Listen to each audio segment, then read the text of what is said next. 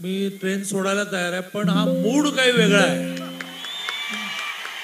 तो मूड भाषण ऐकायचा नाही, तो मूड नाचण्याचा आहे, हंडी फोडतानाचा थरार बघण्याचा आहे. आणि मला याची जाणीव असल्यामुळे केवळ प्रचंड आज धावपळ होती तरीही धीरजच्या प्रेमापोटी मी आलो आहे.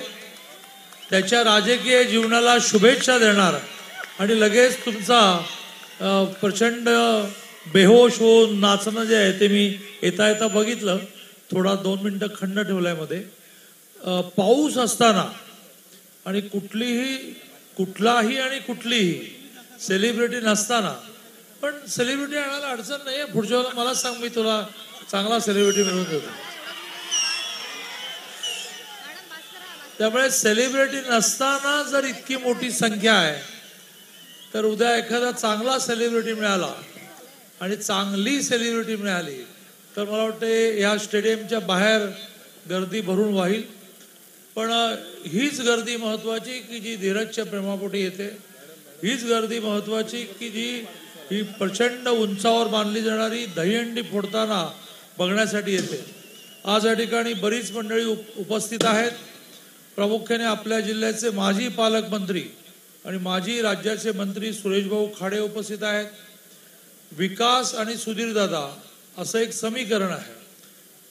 प्रामाणिकता आणि सुधीरदादा असं एक समीकरण आहे. असे आपले लाडके आमदार सुधीरदादा गाडगे या ठिकाणी उपस्थित आहेत.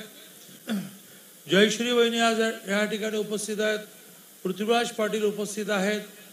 या व्यतिरिक्त धीरजच्या कुटुंबामध्ये धीरजची ताकद असं ज्यांना म्हटलं जातं असे दिलीप पैलवान उपस्थित आहेत.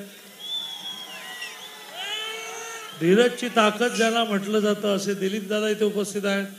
धीरजचे वडील अशोक पैलवान उपस्थित आहेत. अशी सगळी मंडळी श्रीकार इनामदार सहित इथे आहेत. मी या सगळ्यांच्या नावाचा उल्लेख करताना व्यासपीठावरील सर्व मान्यवर असं करतो. आणि धीरजला महानगरपालिका निवडणुका जवळ यायला लागलेल्या आहेत. एक स्वप्न त्याचं आणि आमचं अपुरं राहिलेलं आहे. काय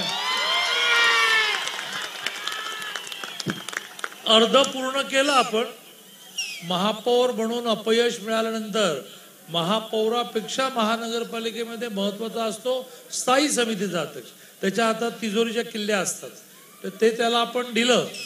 परंतु महापौर व्हायचं राहिलेलं आहे. आणि त्यामुळे येणाऱ्या महानगरपालिकेच्या निवडणुकीच्या दृष्टीने मी धीरजला खूप शुभेच्छा देतो. आणि अजूनही 2-3 तास बहुतेक हे चालणार, तर त्याच्यामध्ये कुठलीही गडबड न होता शांततेने सगळं पार पडा. लवकरच गणपती पण येतोय, थोडा जोश गणपतीसाठी पण शिल्लक ठेवा. खूप खूप शुभेच्छा. धन्यवाद दादा. सांगलीकर जनता